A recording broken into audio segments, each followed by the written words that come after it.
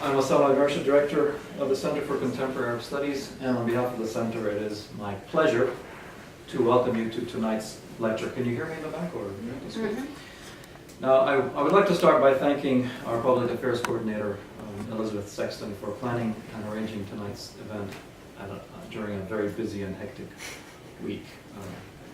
Independently of the government shutdown, it's been hectic here. So. This is the inaugural lecture in the Center's series on youth in the Arab world, and I'm delighted to launch the series with our distinguished speaker, Professor Safoi Babana-Hampton. Safoi Babana-Hampton is Associate Professor of French and Director of Graduate Studies in the Department of Romance and Classical Studies at Michigan State University. She's also a core faculty member of the university's programs on Global Studies, Muslim Studies, African Studies, and she is affiliated with its program on Jewish Studies. Her primary areas of teaching and research are 20th and 21st century French and Francophone literature and film. She's the author of several articles on conceptions of citizenship, memory, interfaith relations, and artistic hybridity in French Berber literature, Moroccan Sephardic literature, and other Francophone literary and film narratives from North Africa and Quebec. In her main book, Literary Reflections on the Moroccan Public Space in the Works of Abdel Latif Labi, this was actually published in 2008 in French, Professor Babana-Hampton examined the role of culture in the construction of civic consciousness and the formation of a modern public space in Morocco. And her current research project is a comparative study of images of multicultural and transnational citizenship in literary and film productions from the Maghreb and from the Maghrebi diaspora in France, specifically in the wake of the Arab uprisings. And in this project, she's studying the way artistic activity, cultural dynamism, increasing intellectual and artistic collaboration and public debates within blogging and cyber communities are generating alternative ways of understanding and defining engaged citizenship and creating new sites for political participation. And I think the lecture is, tonight's lecture will come out of this new research project. It's entitled Indignez-vous, Arab Spring Youth and the Struggle for Political and Cultural Legitimation in Tunisia and Morocco. I note that she skipped Algeria between the two, but we'll have to figure out why. But anyway, I'm very grateful to Professor Babana-Hampton for accepting our invitation to share her research with us, and I'll ask you, please join me in giving her a warm welcome to the Center for Contemporary Arab Studies. Thank you.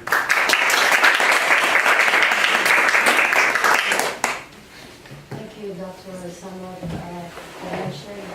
I'm honored to be here, and I thank you on behalf of the Center for Contemporary Arab Studies for, I wish to thank the Center for Contemporary Arab Studies for inviting me to be part of this series and to speak here today in front of you. Excuse me. So the title chosen for this talk is Indignez-vous, Arab Spring Youth and the Struggle for Political and Cultural Legitimation in Tunisia and Morocco. You might recognize the reference to the late French human rights activist Stéphane Essed. The pamphlet was translated to English as Time for Outrage, in which the concept of outrage has a specific meaning and calls for specific forms of social action and political mobilization. And this is something that I will be addressing in this talk. So the title of my talk raises the issue of how popular outrage should be expressed in the public space. This is primarily the goal of this talk.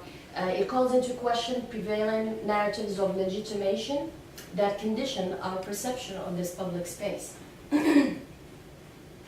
This would serve as a jumping off point for me to explore the root causes of the Arab Spring, especially the one associated with the youth. As we know from all the literature and media coverage that came out in relation to this event, the Arab Spring has many faces.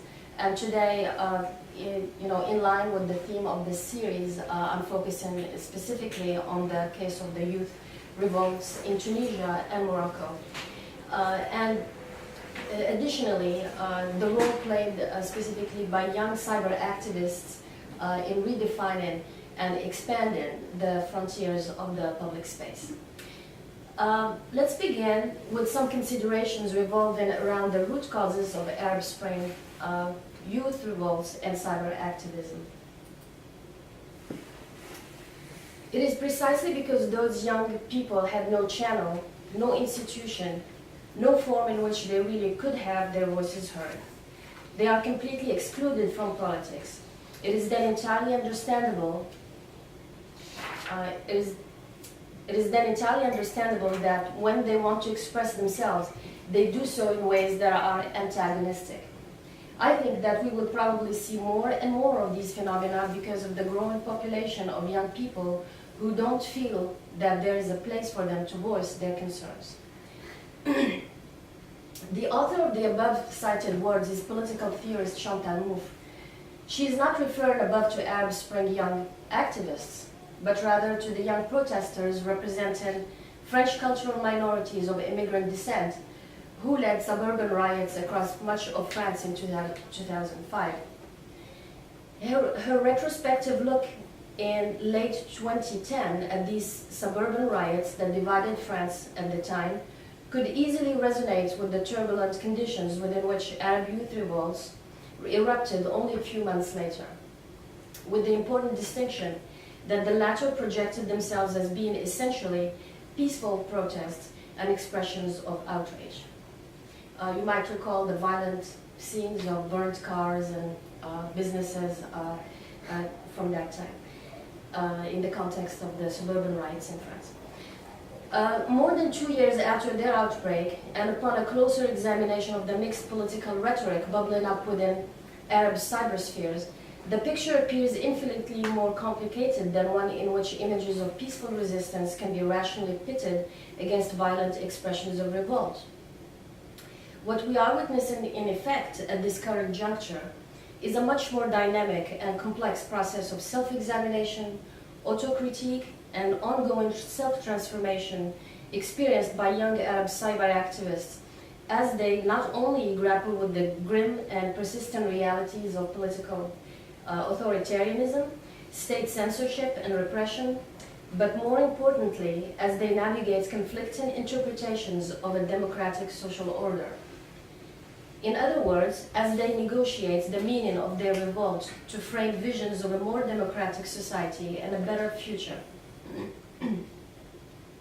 One of the challenges to fulfilling the revolutionary promise of a better future, articulated through cyber activism, is the infiltration into public debate of claims to political legitimacy that ascribe to themselves absolute validity when they enter the public space.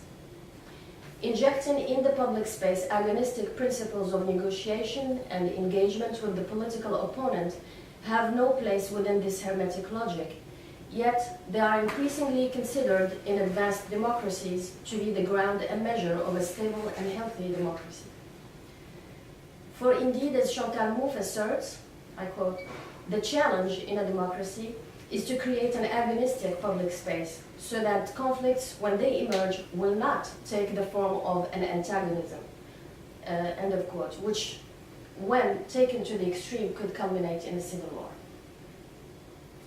As perceived by Mouffe, agonistic politics infused with an ethos of engagement, with difference and dissent, ceases to exist when claims to political legitimacy call into question its very existence.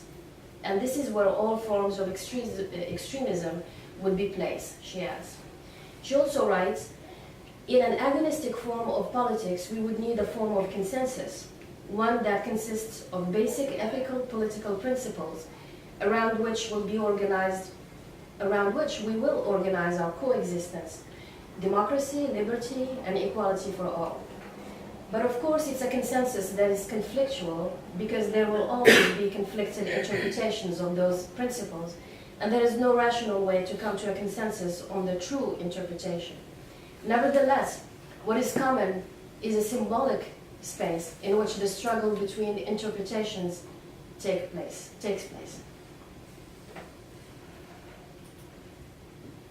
I'd like to move to early media representations of this struggle to create and enter this symbolic agonistic space evoked by MOVE. The analysis that follows is drawn from a larger book project that explores what I call the new spring of Francophone cultural productions, and that will include literatures, films, digital forms of expression coming out of the region of North Africa and the North African diaspora in France. And this book project is informed by the momentous event of the Arab Spring revolutions, which have been shaking the Arab world since 2011. In this project, I examined various forms of expression that digital culture has taken in North Africa, promoting the agency and freedom of the actors of the Arab Spring. By putting into conversation various Francophone intellectuals, artists, social and cyber activists, whose creative collaborative activities triggered a notable shift in artistic and political culture over the past 2 years.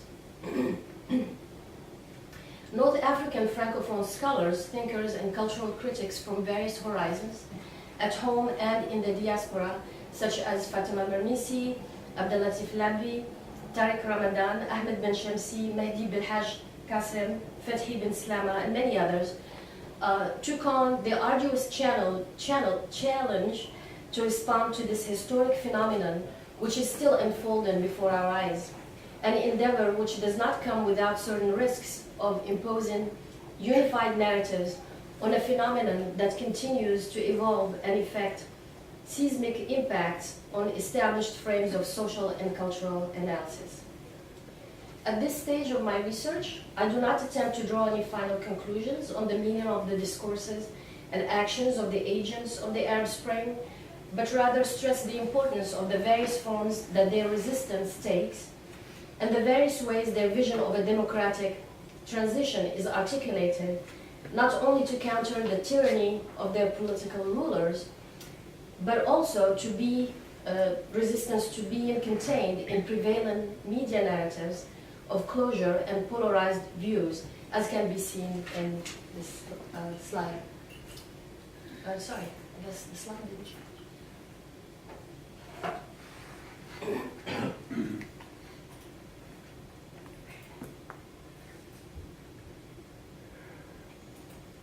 There, I'm sorry. This was supposed to be up a while ago. So when I was evoking early media representations of the Arab Spring.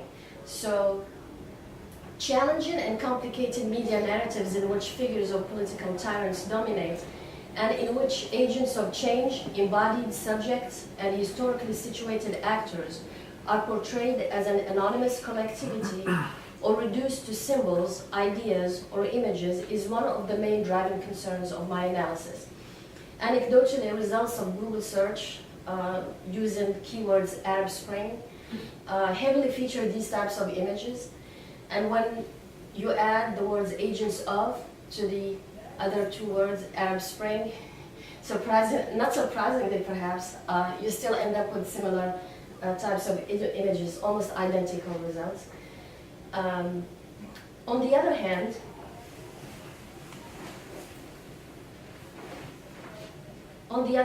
it has become a commonplace to attribute the outbreak of the Arab Spring, which marked much of the year 2011 and continues to have important social and political repercussions to this date, to the ferment of ideas within a variety of digital spaces, virtual environments, and social media, such as YouTube, Facebook, Twitter, and streaming media, as the images on this slide suggest.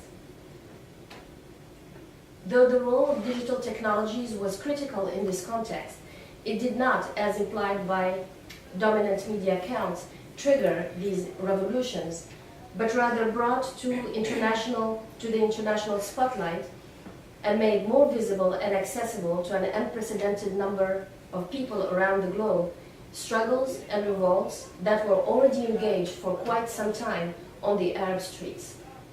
What remains largely unaddressed, therefore, are the complex internal dynamics that were driving these revolts, notably the emergence of a strong network of ties between users of social media and various grassroots social movements, independent journalism, progressive media and artistic spheres, fueled in large measure by their desire to affirm their freedom of expression and autonomy. The following images summarize some of the typical narratives within which were wrapped these revolts.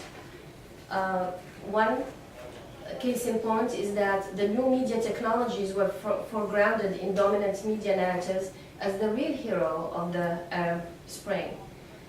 The real agents of the Arab Spring become mere pretexts to prove the validity of a certain theory of technology, or are reduced to mere pieces in a larger narrative in which digital revolutions are exalted as the main driving force behind this phenomenon.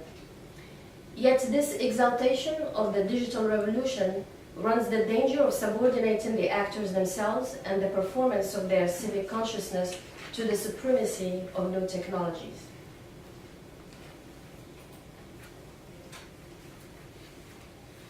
Against this oversimplified picture, cyber activists define the various struggles they wage not only as local or national issues articulated through digital channels of communication, but also as global affairs in which the discourse of human rights, democracy, and governance provide a universal framework of grassroots social action, peaceful street protests, and political thought. A quick look at two but of the most recent cases in Morocco, for instance, the imprisonment of Moroccan journalist Ali El-Nuzla and the royal pardon of Spanish pedophile Daniel Galvan, easily come to mind. In Tunisia, one can also consider in this context the ongoing elimination, persecution, or imprisonment of pro-democratic voices, whether they are political reformers such as Shukri Belaid, or artists such as rappers World L15, or Clay BBJ, journalists or bloggers such as Lina Benheni. Acutely conscious of these media distortions and manipulations, Arab Spring cyber activists resort to different strategies to reclaim their agency, free themselves from and challenge images that are born out of a rhetoric of technological determinism. First, they do so by viewing their relationship to digital technology more dialectically, as a mutually constitutive one. This stance attends to the broad network of relations and stratified social and power structures within which they are deeply embedded, and within or against which they operate. Secondly, they do so by striving to complicate their digital identity, by enacting their resistance and performing their civic engagement through various modes of local and global networking and mobilization. The spectacular eruption of the Arab Spring across much of North Africa and the Middle East since early 2011 invites, therefore, a thoughtful inquiry into the remarkable role that intellectual collaborations and dynamics between artists, writers, social, human, and women's rights advocates, journalists, and cyber activists play in the making of the Arab Spring. More importantly, it requires reconsidering this event beyond prevailing media frames of reference, evoking for a long time in anonymous terms mass popular protests and calls for pro-democratic reforms, as was evoked earlier. We are compelled to turn our critical attention instead to the individual agents of change themselves, across generational and gender divides. More specifically, young people and women who have been traditionally denied political power in still largely politically repressed societies. Identifying these faces and agents of the Arab Spring in Tunisia and Morocco enables us to recognize the vital and pertinent role played by culture in generating creative mechanisms for bringing young people and women in the political process. Insisting on the agency of these actors does not imply that it is divorced from the power structures that stratify its cultural and social environments, or that it operates as a distinct entity. Rather, as Michael writes in his account of culture, technology, and nature, it is embedded in, I quote, flows, movements, arrangements, and relations, end of quote. In other words, nature and culture, corporeality and agency contribute in complex ways to each other's constitutions, to quote Michael again. Similarly, cyberculture theorist David Bell notes a fundamental shift in the way the media and culture are experienced by members of society. Quote, the old-fashioned mass media, feeding its mass audience a standardized product, has all but gone, replaced by the proliferating multimedia or micromedia of narrowcasting, the many-to-many communications of the internet, and the flattening of distinctions between producers and consumers of media content. End of quote. Perhaps one of the most familiar and publicized figures of the individual agents of the Arab Spring whose experience expresses this kind of embodied and embedded agency is Tunisian blogger, human rights cyber activist, and English teacher Lina Benmhenni. Lina Benmhenni was among the first young Tunisian men and women to have led protest movements that carried the famous sign "Dégage," step down in English, shown in the slide somewhere. Oh, up there. So here carrying up that emblematic sign. Addressed then, so the sign was addressed then to Tunisian President Ben Ali, eventually ousted from power. She has been instrumental in taking the struggle for human rights and dignity to digital and global venues. As her blog and short self-narrative titled Tunisian Girl, a blogger for an Arab Spring, as this self-narrative attests, this experience marks the first revolution accomplished by a generation of young men and women solely armed with computers, blogs, social media networks like Facebook, Twitter, Flickr, and so forth.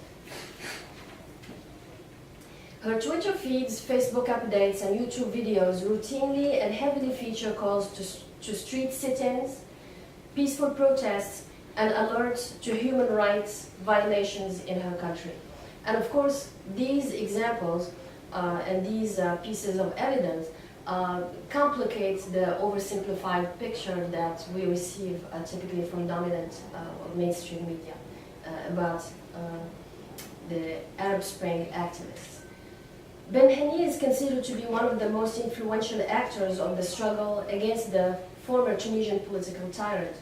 Yet her struggle has been wrongly described as a virtual war, disregarding her own personal experience of brutal treatment by law enforcement authorities and riot police, receiving death and rape threats. Describing this struggle as a virtual one also makes abstraction of the routine incidents of cyber activists' physical repression and torture by the police, massive arrests, and even loss of lives. Her blog writings, in many ways a counter-narrative, stress her conscious deployment of this tool as a way of chronicling the efforts led by her and her fellow young cyber activists in serving the advancement of human rights and building a world free of violence, censorship, and political dictators. Like many young men and women around the world, from New York Occupy to Spain's Indignados protests to Greece, Ukraine, and even Japan, movements inspired by Stéphane Essel's booklet Indignez-vous, I referred to earlier, which promotes non-violent protests as a means to demand and implement change, Benmhenni became a strong advocate of these principles of democratic thought and action. Stéphane Essel, a former French resistant, an ambassador to the UN who participated in drafting the Universal Declaration of Human Rights, and whom Benmhenni interacted with at global venues, remains a major inspiration and spiritual figure of indignant movements worldwide. Stéphane Essel invites young generations in his 2010 popular pamphlet, Indignez-vous, to lead the charge of bringing back to life the legacy of French resistance movements in the locally and globally troubled context of the third millennium. To him, pondering the meaning of the act of resistance involves understanding it as being essentially nurtured by a feeling of personal outrage towards social and political phenomena that are inimical to justice and freedom. Crucial to Husserl's definition of outrage is the recognition that the resistance it calls for is not a violent but rather a highly creative act. To create, for him, is to resist. To resist is to create. This talk critically examines the commitment of young Arab Spring activists to devise forms of resistance in order to voice their outrage towards institutional injustice and socially and culturally sanctioned alienation and violence.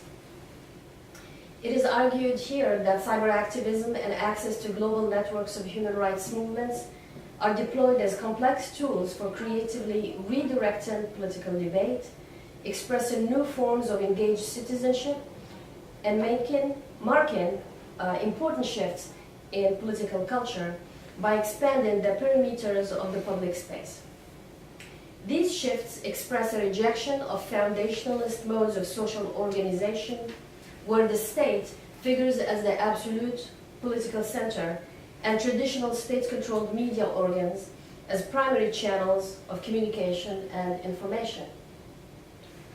Mehani's story and blogging activities confirm thus the emergence of a new generation of citizens whose engaged actions and dissident thoughts dictate the direction to be taken in political debates, thus reversing the prevailing pattern of political culture whereby political leaders and symbols of power established on absolute grounds the issues to be put at the center of political analysis. The following lines that opened her blog in 2011, just a few days after the eruption of the Jasmine Revolution in Tunisia, perfectly capture this combative spirit which replaces the more resigned attitude of the previous generation and resolutely seeks to affirm its own voice and be an artisan of change. So I'm reading some of the early lines in this small booklet that I cited earlier. She writes, "I am a blogger and I will stay a blogger. I am a free electron. I want to stay so. Ever since I started being active on the internet, I was told that it is not normal not to join a political party to lead the struggle, and that you will get nowhere alone. But my personal experience showed me the exact opposite. I was able to get closer to political parties and meet with their leaders, only to realize that they waste a good part of their efforts on futile disputes, and today they hope to control young people. I want to dissociate myself from power. We bloggers are free, and we have always refused to gather under the banner of an organization." End of quote. So the distrust of symbols of power is clearly expressed in these lines, and they seem to be constant in her form of civic engagement to this day. Since the question of voice and autonomy is a keystone of the mode of operation of these activists, I would like now to play part of Lina Mheni's remarks at the 2011 Oslo Freedom Forum, introduced at this global venue as the dawn of a new Arab world. This is how she was presented to the world. Her remarks start with defining who she is, when she says, "I'm Lina Ben Mheni and I'm a blogger from Tunisia." So, play a portion.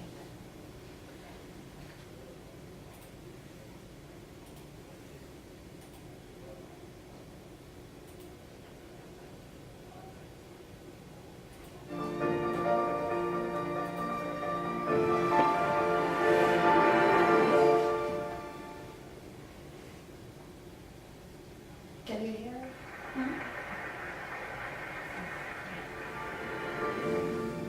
Good afternoon. I'm Lena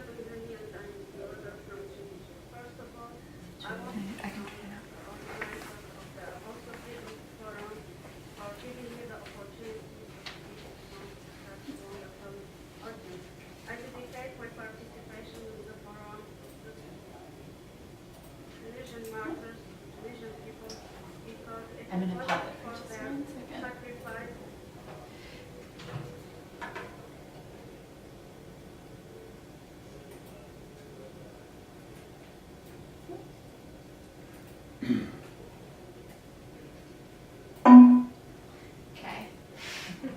Should work now. I wouldn't have. Wait, do you want to start it over from the beginning? Did it? Sure. Okay. Been able. Is there volume here too? It's not. We're having a small technical.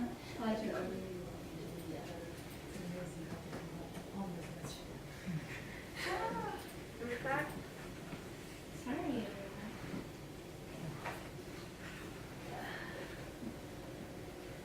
There we go. Okay. Oops, you just muted again.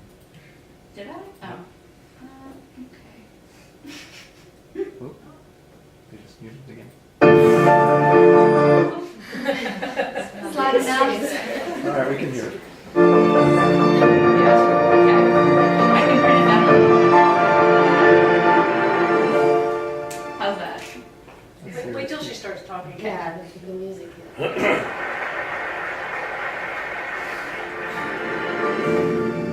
Good afternoon. I'm Lena Benghani and I'm a blogger from Tunisia. First of all, I want to thank the organizers of the Oslo Freedom Forum for giving me the opportunity to speak in front of such a wonderful audience. I dedicate my participation in the forum to Tunisian martyrs, to Tunisian people, because if it wasn't for their sacrifice, I wouldn't have been able to be among you. In fact, the last time I tried to travel before January 14th, the police didn't let me leave the country. I also dedicate this presentation to all the Arab people who are fighting for their freedom, and to all the people who believe in freedom, democracy, and human rights. When I was invited to take part in this event, I planned to talk about the role of social media in the Arab revolutions, a role that I personally think was exaggerated. I guess that all of you think that social media played the most important role in the Arab revolutions. The world was and is following Arab citizens taking to the streets and demonstrated against their regimes thanks to blogs, Twitter feeds, and Facebook videos and photos which are disseminated across the web despite the limited internet access in the majority of these countries. But social media alone wouldn't have facilitated the Arab Revolution.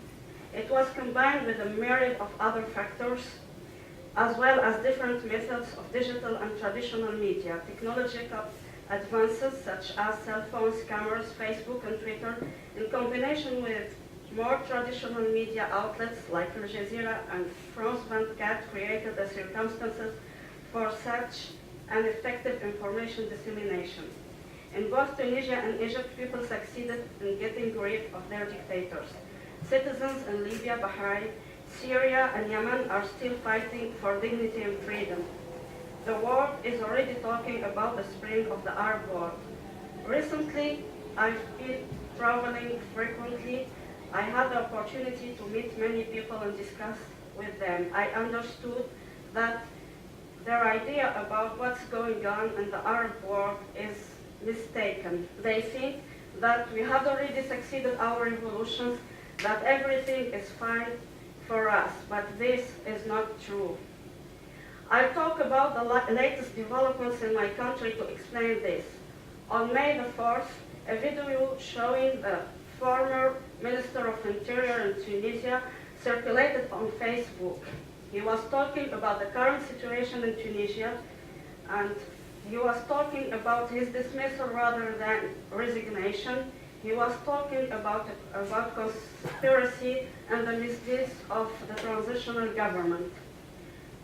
Whether what he said was true or not, people decided to take to the streets again and to demonstrate against the government. And guess what? Again, the government used violence. They used the old methods used by the old regime. Tear gas and live ammunition were there. The police were beating people using truncheons. and some people were killed. Normally, the police officers' duty is to protect citizens. This is not the case in Tunisia. And I'm sorry, I'm really sorry to talk about this. Okay, 2 days ago, a curfew was announced again. Now, I think that the world is not caring anymore about what is going on in Tunisia because there are many events happening simultaneously. I'm seizing this opportunity to tell you that things didn't really change in my country. Freedom and freedom of speech are just myths. The situation is very bad, but despite this dark part of things, this dark side of things, I'm still especially faithful in the Tunisian youth because they show their dedication to freedom, to democracy. I know that they are going to continue the fight. One of our slogans in Tunisia is "In عدتم عدنا," if you will be back, we will be back too. I think that the situation is the same in other parts of the Arab world, and hopefully we will talk about the Arab Spring pretty soon. Thank you for your attention.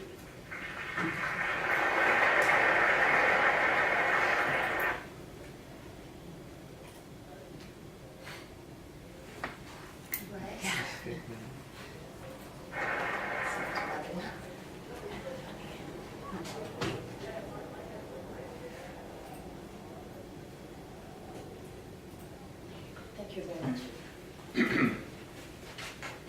So, as we could glean from this video, I thought it would be productive for us to look at it together, because my argument earlier on was that the external representation of these,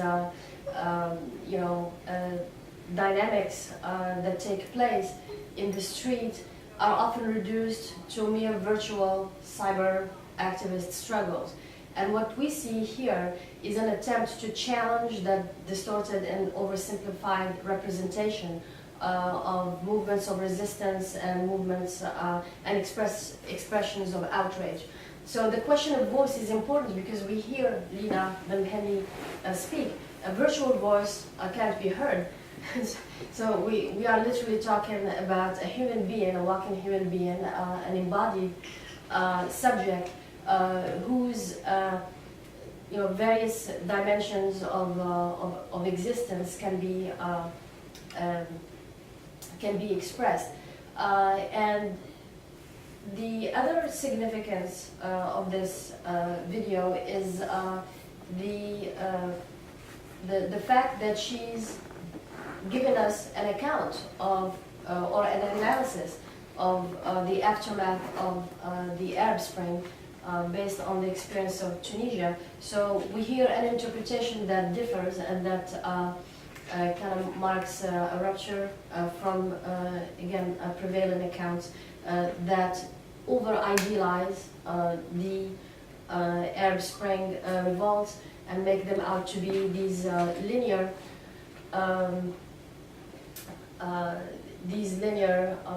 events that ultimately will lead to that promise of a more democratic society. So she paints a grim picture of the setbacks that are constantly facing these young activists, but also expresses a strong determination to continue to hold on to those values that inspire their struggles.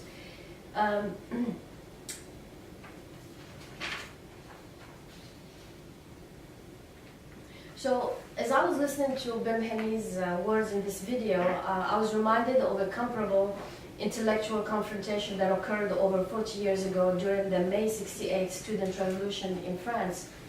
During this ideologically and socially tumultuous context of May 68 in France, French philosopher and sociologist Lucien Goldman impatiently rebutted the structuralist reading of May 68 offered by Jacques Lacan, reducing it to symbols and structures. Goldman sarcastically contended instead that structures do not make history, human beings do. Abstract structures, that is, did not protest in the streets of Paris, nor did they, for that matter, break the gates of the Sorbonne and occupy the lecture halls for weeks.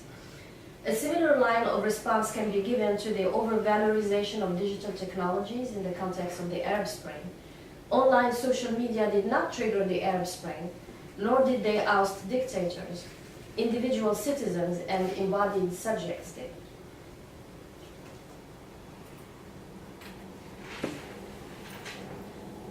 In Morocco, many other figures such as Zineb el-Ghazouil, Ibtissam Lashgar, Qasim el-Ghazali succeeded through their subversive creative modes of resistance in giving an individual face to the February 20th protest movement, which became the lifeblood of cyber activism in Morocco. Since its inception, the Arab Spring in Morocco was primarily spearheaded by Moroccan youth movement from all spheres of cultural and social activity, later named the February 20th movement in commemoration of the date of its first official organized protest in 2011. The February 20th movement's activism within Morocco is closely linked to that of the Moroccan diaspora in Europe, especially in Belgium, with which it holds very close ties. The stories of its members call for a thorough reflection on a number of important considerations which will make it possible to understand the complex network of relations within which cultural productions and artistic creativity in Morocco are embedded in the third millennium. Identifying these members requires addressing the following critical questions: the vast diversity of the intellectual leanings and the socioeconomic compositions of members of this movement, the way it defines the new face of Morocco, the way Moroccan artists, journalists, and young cyber activists position themselves as creative social actors and as citizens of an increasingly interconnected world, how they succeeded in taking the struggle for more individual liberties and promoting cultural diversity beyond the spheres of art, media, and culture to other arenas of struggle. More specifically, how they become involved in demanding radical reforms and improving the development of vital social and political institutions, such as government bodies, the educational, health, and economic sectors. It is also about attending to its mixed achievements to date and the challenges and setbacks it encountered, as well as the various ways in which this event is perceived and interpreted within Moroccan society and international public opinion and the implications of these perceptions. Thinking agency in the terms defined above allows for an informed understanding of how cultural and social dynamism, increasing intellectual and artistic collaborations, and public debates within blogging and cyber communities creatively resist political mechanisms for stifling dissent by creating sites of convergence, interdependence, solidarity, exchange of ideas, resources, and energies to give full expression to dissidents, generate alternative ways of understanding, redefine engaged citizenship, create new spaces for citizens' participation in the social and political becoming of their nation, as well as play an active role in shaping global realities and movements for human rights. The pictures that are up on this slide are taken from recent, from current events in Morocco. You are all familiar, I suppose, with the royal pardon, the controversy that generated and stirred worldwide, not only within Morocco. And so things like this I find interesting. Caricatures. For a very long time, caricatures of the king were a taboo. And here, we recognize and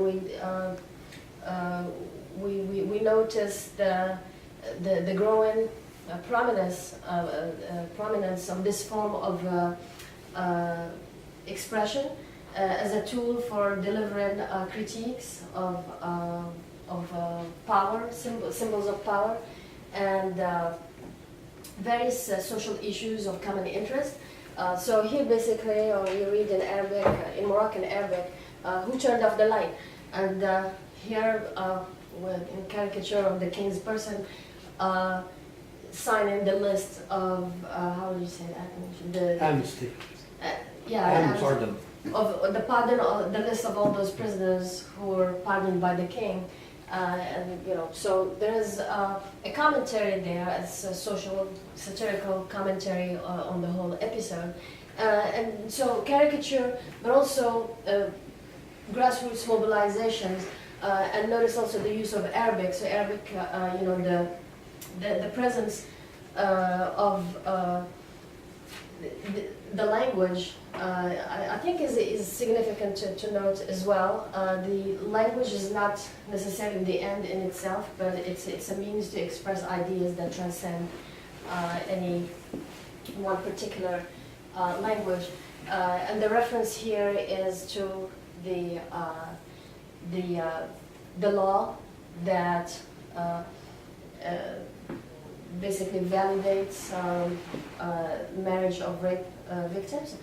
And so the demands are expressed in a tone that's less shy than before, a tone that expresses more determination to bring about those necessary legal and political reforms that will pave the way for a more democratic society. Sorry, but these were all published or taking place in Morocco, right? Not in Brussels, as you were saying. No, this is Morocco. So these are screenshots of news feeds that I received from the individuals and groups who identify themselves as either sympathizers or members of these February 20th movements.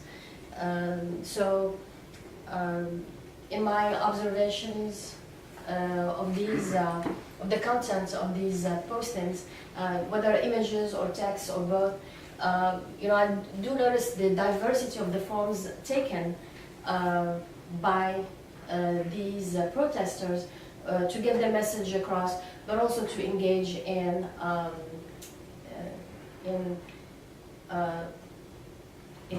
political action. So it is not limited only to the digital realm. The digital realm becomes the last end of a longer process. It is there to make visible something that's already taken place, and I think that's what really interests me the most. So what vision of a more democratic society is being imagined by Tunisian and Moroccan cyber activists? This is a tough question to answer as competing worldviews continue to populate, circulate, collide, and evolve within the expansive realm of Arab Spring activism. However, one can begin by considering the extent to which cyber activism contributes in significant and unprecedented ways to the creation of an agonistic public space as defined by Chantal Mouffe, which is crucial to a fully functioning and participative and sustainable democracy. While perceived in the eyes of authoritative governments as a social, cultural, and political tsunami, cyber activism has been widely regarded by pro-democratic voices as a liberating and transformative force that radically redefined both the public space and Arabness, as suggested by readings offered in various intellectual and social forums of public debate. The symposium held in November 2012 around the theme Arabité numérique, or digital Arabness, at the Institut du Monde Arabe, the Arab World Institute in Paris, is one such example. The expression digital revolutions has been rapidly taken up by local, regional, and international observers and analysts of the momentous events of what came to be known as the Arab Spring. The recently published study titled Réseaux sociaux et révolutions arabes, Social Networks and Arab Revolutions, by longtime Moroccan blogger Mounir Ben Salah, clearly picks up this line of reasoning in his account of the digital sprawl in Arab societies. In this book, Ben Salah posits that cyberspace has knocked down all barriers, social, political, and religious taboos, as well as geographic and linguistic barriers. The digital revolution allowed a young, urban, and educated population to freely discuss and engage with matters of public interest, to defy censorship and power, and to free itself from fear. The digital revolution made it possible to conceive of respect of the other and of free expression. It made it possible to believe in a horizon of freedom, of democracy, created by these ordinary citizens themselves. On the other hand, when one observes the form that interactions take in this expanded, newly imagined and constructed public space, within the broad context of historic transitions and tumult, the violent clash of ideologies and generations underlying the fierce debates inevitably becomes apparent. The mutually exclusive discourse of the young versus older generations, the distrust, the absolute distrust in some cases of older generations, of secularists versus Islamists are some of the most visible examples. These key concerns surfaced intensely in the recent appearance of Lina Belmhani and Tariq Ramadan, eminent scholar of Islam and one of the important voices in the general debate around the Arab Spring, in the TV debate show Infrarouge on French channel France 2, which took place in August 2013. The question of the debate was, in all Arab Spring countries, Islamist parties made advances.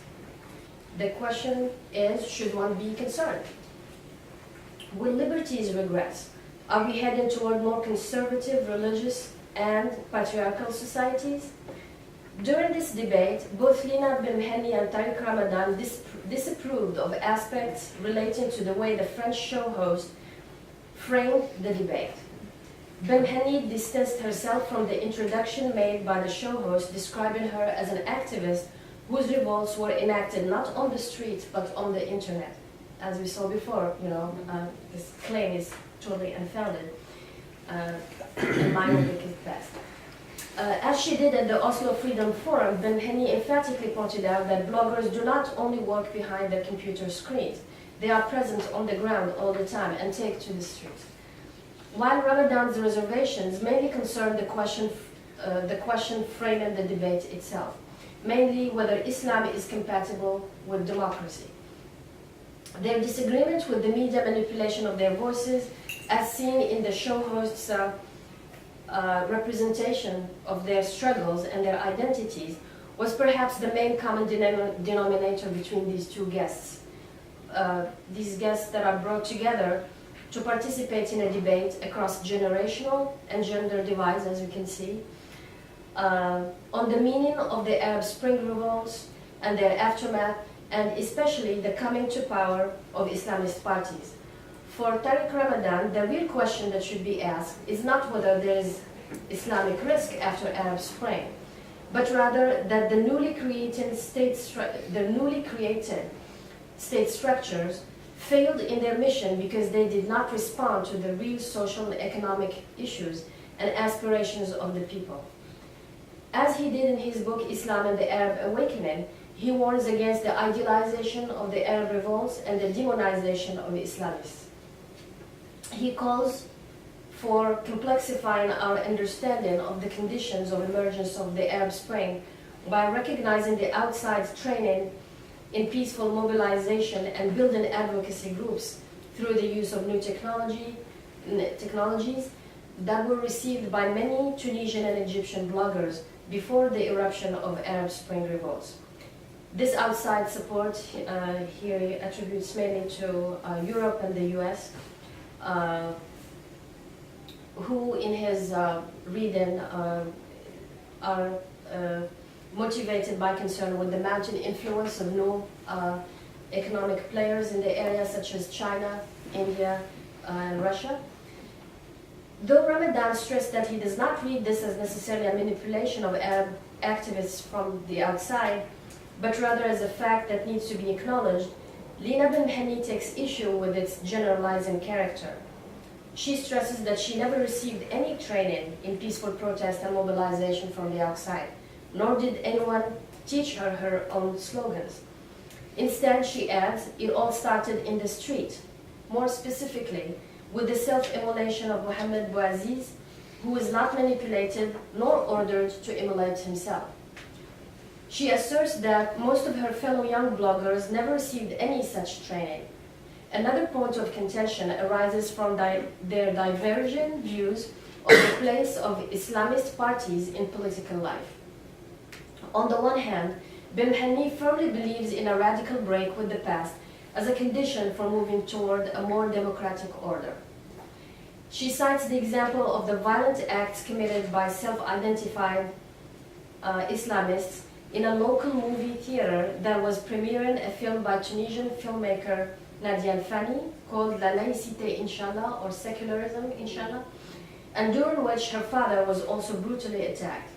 She also cites the content of the political program and government model proposed by the leader of the Islamist party Ennahda, which reinstates polygamy and calls for the legal punishment of single mothers.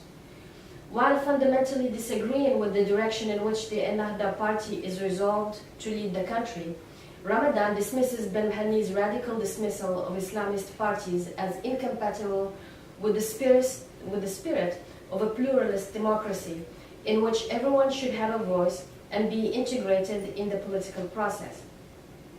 He adds that this position falls into the trap of using fear and affective rhetoric as a mobilizing force. The initial tension that settles between the two guests is clearly indicative of the challenges faced by various voices of change and reform that are struggling for successful transition toward true democracy.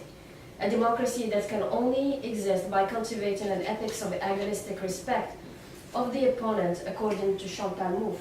And here on the screen, I'm just sharing an excerpt of some of the exchange that went on here. Can you guess who's saying this to who? Well, it's Tarek Ramadan talking to Lina Bemhanni, reminding her that you are not today the only legitimate voice of the revolution and the process of democratic transformation. You are but one voice among many others. You should listen to them and judge them only based on evidence and not through a rhetoric of fear. This sounds a little bit close to what Chantal Mouffe is proposing, oddly enough, but some members of the audience found his tone a little bit arrogant, paternalistic, and even used the word attack, that he was attacking Lina Bemhanni. So in any case, this does not look like a congenial form of conducting public debate, or at least not perceived as such by the participants. To conclude, Moroccan and Tunisian cyber activists generally agree that their constitutions, even after its reform in the case of Morocco, do not respond to the aspirations of the people and the youth specifically, and the streets in general. In Morocco, for instance, what the social and political agitation caused by cyber activist culture gathering force since the outbreak of the Arab Spring manifestly shows is that the government's determination to control various regimes of identity by establishing and sanctifying equivalencies between allegiance to God, nation, and king continues to hold sway. The latter two deeply draw their sacredness and legitimacy from the first. Deviance from and the resistance to such arbitrary correspondences leaves the subject no alternative but to be stripped of their claim to legitimate citizenship and be outlawed. The massive incidents of arrests of artists, journalists, as in Ali Nuzla lately, confirm to some extent these ideas. In her critique of the liberal understanding of political pluralism, privileging consensus over conflict as a dimension of the political, Chantal Mouffe's analysis of antagonistic conflict as a dimension of the political shows that, I quote, the main task in a democracy is not to reach consensus, but to manage dissensus. To manage dissensus so that it does not lead to civil war, or so that it is not going to be repressed in authoritarian ways. Antagonistic conflicts can take different forms. Our opponents have also the right to have a different position. This is the form of expression of agonism, which I think is compatible with democratic society.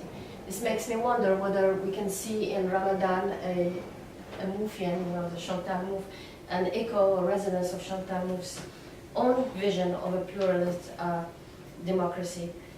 So my words to conclude is, to what extent, one might ask, is this true in the context of Arab democratic revolutions? To what extent does the rhetoric of cyber activists aligns itself?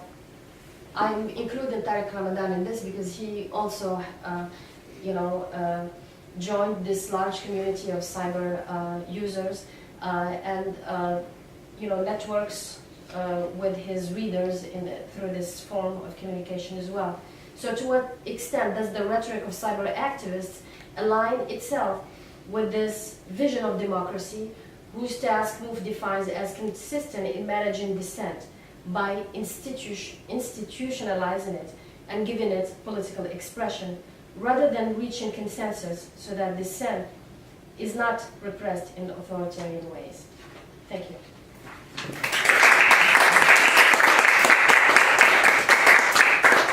Thank you very much, Safoi. Now, I'll open the floor to questions, and we'll only ask that you identify yourselves as you ask the question.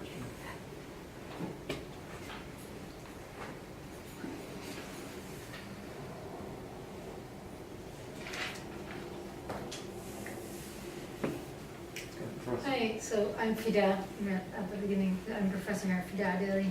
I just had one question. I think at some point you said that, and you were speaking in reference to Lena, right?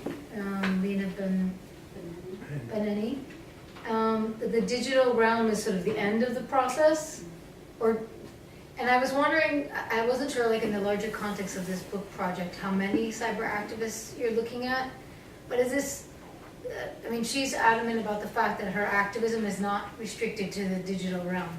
And so I wonder, is this typical, or are there folks, are all the folks who are sort of digital activists, cyber activists, also sort of out in the streets or participating in other kinds of public debates?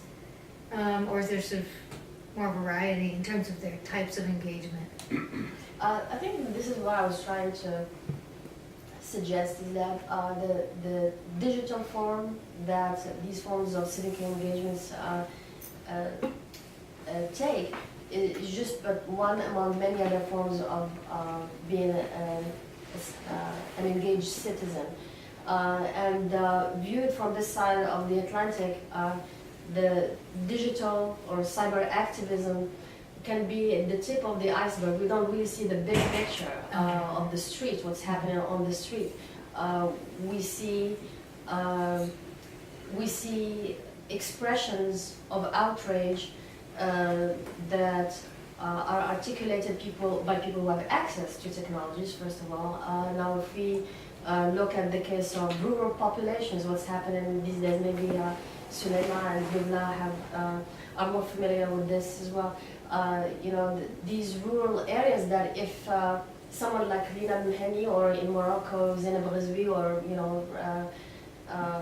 Ibtisam Nashiga, for instance, if they didn't take their smartphone and go to bring us videos back, we wouldn't even know that they're happening, but they're happening. So I guess that's what I was trying to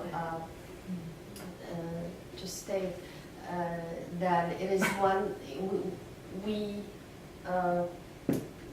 are called upon to really relativize the role played by social media in bringing about this culture of contestation and of expression of outrage, because it's just one way of carrying out this struggle for more democratic reforms.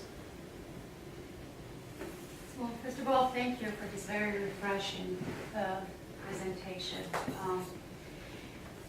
One of the tensions that I'm struggling with in this kind of readings, and in my own research along the same lines, I totally understand that the young generation is extremely skeptical of the established institutions and distancing themselves, and so cyber becomes an alternative space, and, also,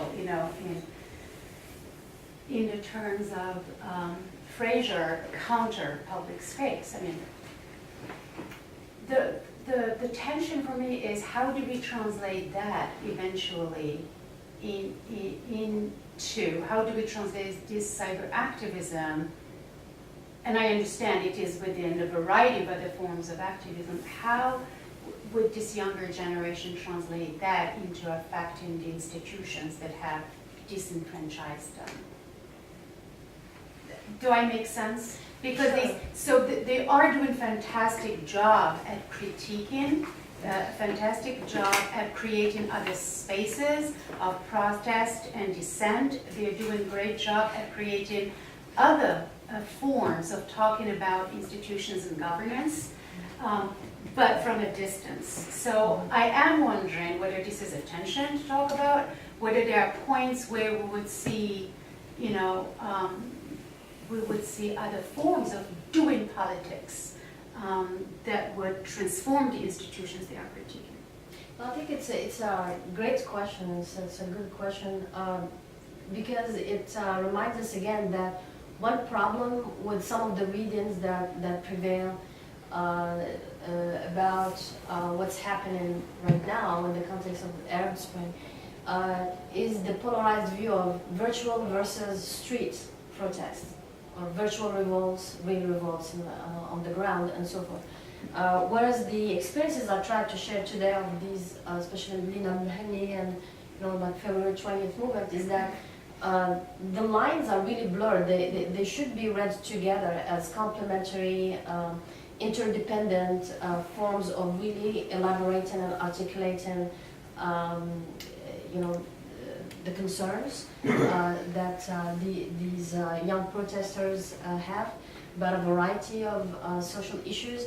And here I'd like to just look at this. This is actually a flyer that was created to call for, it's one among many, many examples that one can pick, calling for sittings or, protests. Sometimes this one is a call for protests in front of the Moroccan embassy in France. So basically, this is a call for protest that was announced virtually, but it had real implications in the street. So one cannot be understood and read without the other. And I feel like,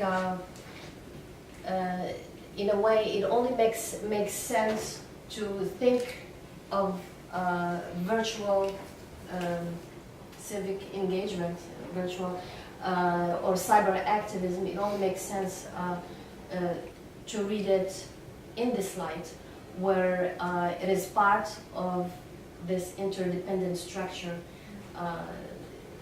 in which it doesn't offer a complete frame of reference for really giving full meaning to these protests. Otherwise, we can think also of the royal pardon. Same story. Things were happening in the cyber space that led again to street protests. People would organize, inform, exchange views, and build coalition or forms of solidarity that justify going out in the streets. So yeah, I think the cyber activism can definitely shape government politics. They can place pressure on decision makers and can shake the foundations of authoritarian forms of government. And these are good examples that remind us that it's possible. Rochelle Davis, I'm also a professor here in CCAS and an anthropologist, and building on your question somewhat, because I think the example of Tamarrud in Egypt was a very kind of exactly what you're saying, where they can mobilize people, but then What happens next? they don't have an answer, and they can't even actually reasonably participate in institution building. But my question also has to do with the issue of anonymity and being anonymous. And you gave us examples of people who are very public and at whatever stage they became public or, from the outset. I've been paying attention a lot to what is happening in Syria, and because it's an ongoing and incredibly violent struggle, lots of people are anonymous and do not use their names and are not known, or because so many of people who are known and who were out there have been taken away and killed. And I think that this question of anonymity also goes back to what you're talking about, because it seems like what's happening is people are building a repertoire of critique and protest, which is great and impressive and all of that. But it's hard when people are either anonymous or aren't functioning, aren't within a structure that allows them to participate, to have a leadership structure, or to become leaders, or to learn how to do those things. And so it's like cyber activism is taking place in a totally new space for us that I don't think is similar to a public space that we know of today. I mean, or that we used to know of and we used to think about. Because labor activists would actually, So I think there's kind of more to cyber activism that's creating, am I making sense? Like it's creating something that we haven't quite figured out how to harness, or the old structures have not quite figured out how to transform as well. Because it's like we're still using old structures to run countries or to run anything, these institutions that you're talking about, and yet this activism is taking place in a different realm and they're not connected. I visualize it as parallel paths, and I want to see the intersection. Yeah. And I think you're drawing the street because you're saying these cyber activists are actually coming out into these public spaces, which is great. I mean, your work is really interesting. So, yeah, this question of how do they then go into this next, and are they? And maybe they aren't. I mean, maybe they aren't. Yeah, I don't know if I have the answer to that question, but what I see, again, I try to go from specific examples without necessarily making a general statement, just to complicate the picture a little bit and, kind of reflect on what this implies. What I hear Lina Mhemi saying is that she refuses this kind of reasoning that summarizes or reduces what they are about as a movement to some technological phenomena. So there's this wonder of technology, and they become almost a pretext or an effect of technology rather than the cause, the driving force of these protests. But I like this question of, anonymity sometimes is existentially necessary for them to precisely carry out, their or to pursue their aspirations of freedom. But I guess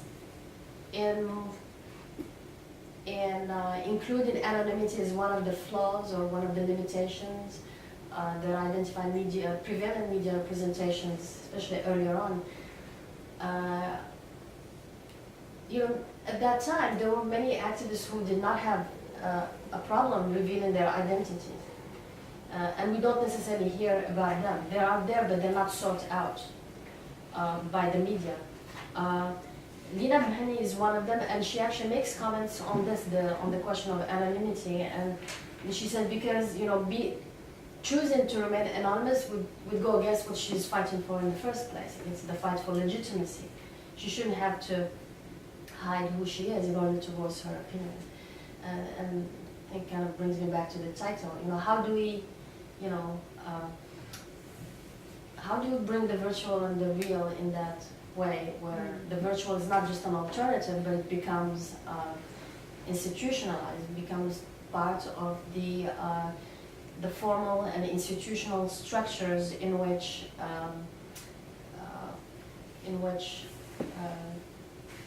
political debates can take place, and not just this underground, marginal, counter-hegemonic discourse. So I think it's a very complex question, and I think only continued observation and study of these young people and not so young people like Tariq Ramadan, because he definitely, you know, he's definitely interested by this phenomenon,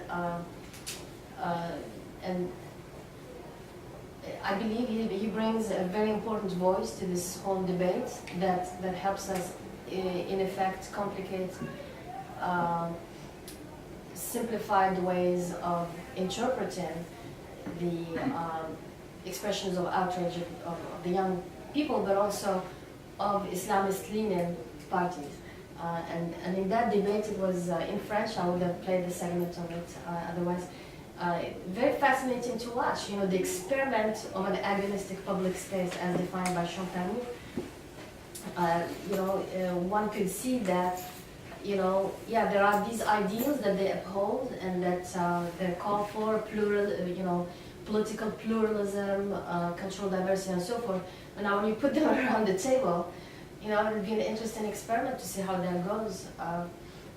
If you, I guess, back in the picture, she doesn't look very happy about the comments that you made there. So obviously it is a new experiment, and you know, we have yet to reach a stage in our political culture where recognizing the legitimacy of the opponent becomes a principle of, you know, getting involved in the political process. So instead of destroying the opponent, one has to engage,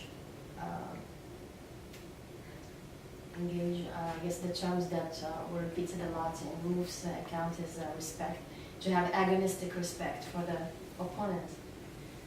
But this is kind of the heart of the question, because one of the things that we know is how the scale of violence can actually impact the whole public debate or annihilate it.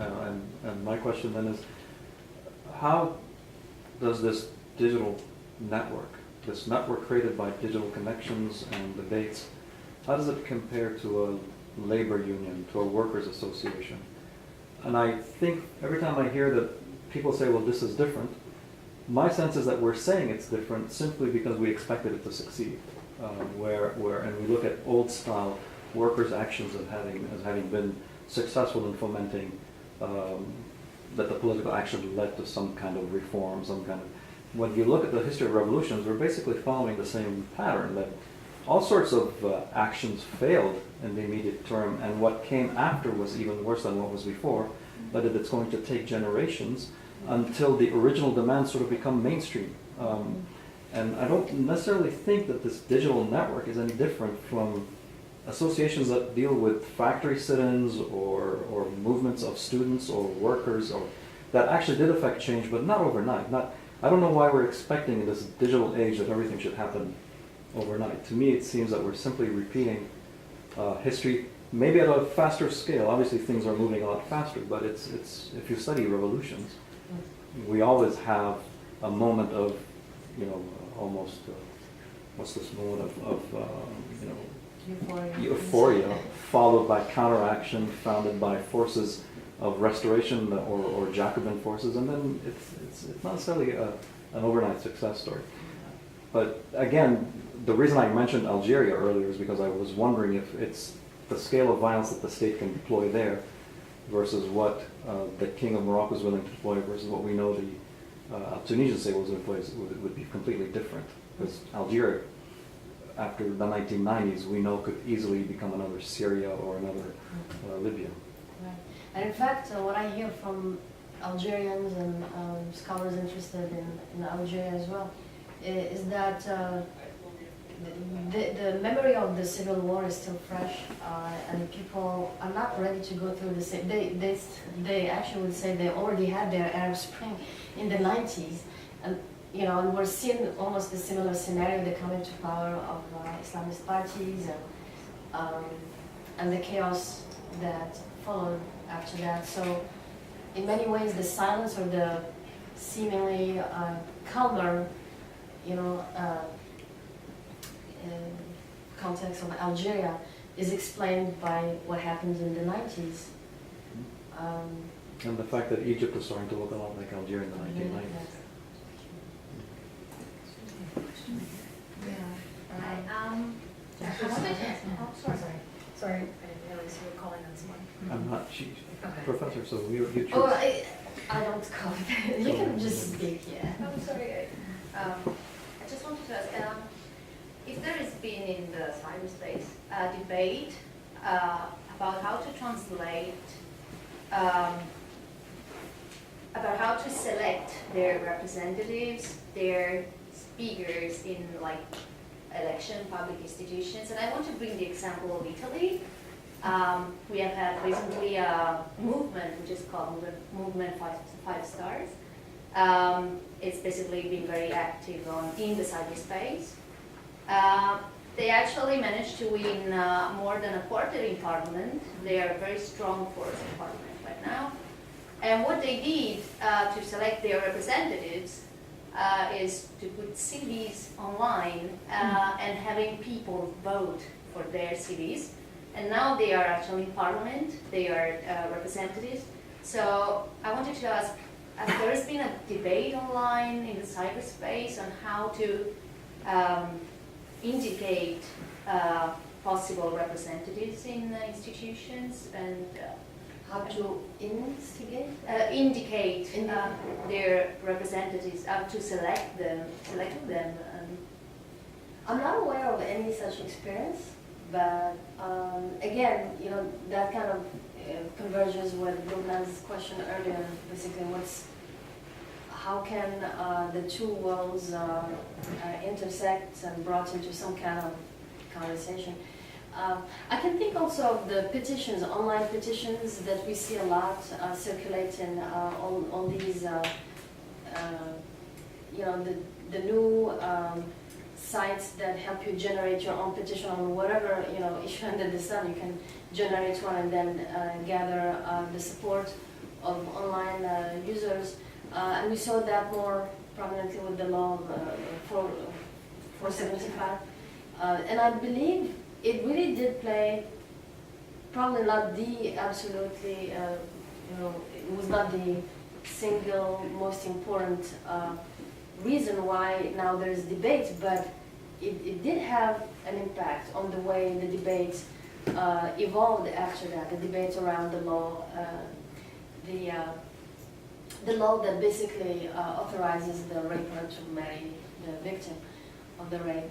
And so, in my mind, at least, in my understanding, I do see links. They're probably not as strong as we'd hope them to be.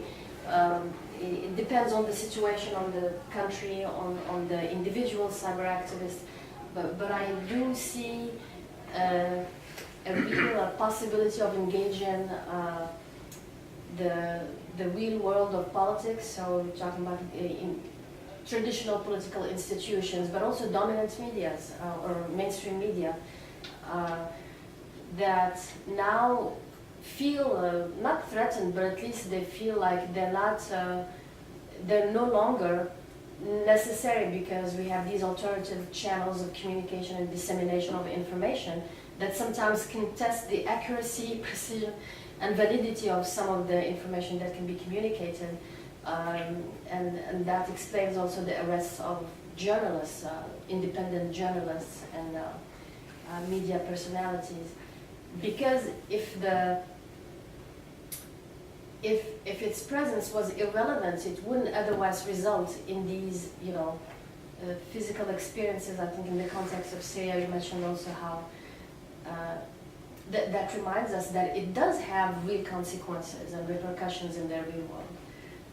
And Lina Mheni reminded us also of the dangers run by some of her fellow young cyber activists who lost their lives, some who are still in prison, some were being tortured. And personally, as a blogger, you know, she's being pursued by authorities and the police because of her actions in the virtual world. So virtual is really treating very lightly something that's much more complex, I think. Yeah, I just had a quick comment on, I hope it makes quick, on the anonymity point, because I think, and it's actually very linked to what we're trying to make this very, because while it's important to recognize her statement, the Hani statement, that I do not shame away from showing my features and my face and my voice in the public sphere, and by anonymity, and I do recognize that it's very important. The opposite is not necessarily a bad thing. It's not necessarily anonymity is not a flaw necessarily, because in mass movement, in mass collective aspiration for social change, I think, if we look at anarchist experience, with the masks, you see masses of masks. You don't see any leader or hierarchic, kind of structure. And I think we tend to would like to maybe institutionalize this cyberspace. Maybe it's too open, it's too all over the place. But we have, I think, to remember that activists, especially young activists, are not politicians. They are politicized, and there's a big difference between the two. And I think that the media, especially visuals, especially social media, and I think media in general, would like to have this face in order to make it easier for the viewer to connect. So I come to my mind that with the hunger strikers in Palestine and Israeli jails, there was mass hunger strikers with political prisoners. But Safoi had the features of the hunger strike, although it was massive. So the social media tends to put the features and the facial expressions. But we have to remember that sometimes masses with no leadership or hierarchy can be really, the aspiration can be just social change. And in a transitional justice period, this can be legitimate enough. The threshold isn't like social change and then, electing a new government, because as well as governments, although they have leaders and faces, heads of governments, heads of states, you can change the face, but the system was going to be the same. So, excellent point. I think ultimately it becomes a question of judging the failure or inadequacy of representations of this event by or measuring them by the standards, I think, that the participants set up for themselves. If it is a matter of choice as well, how do they choose to really construct their identities? If anonymity is a matter of choice, I think it makes sense at that point. But when we hear on the end of one activist that to her being accepted as a legitimate participant in the political process, but we see that the institutional setting drives her to, by default or against her will, to remain anonymous, to simply exist, then I think that's problematic. But you are right. Anonymity, when chosen as a strategy, self-conscious strategy for, constructing one's sense of identity, or, it's different in that case. Well, I'm sorry. I'm afraid we're out of time, but you can have the conversation. I'm sorry. Thank you very much, Safoi. Thank you. And thank you all for being here.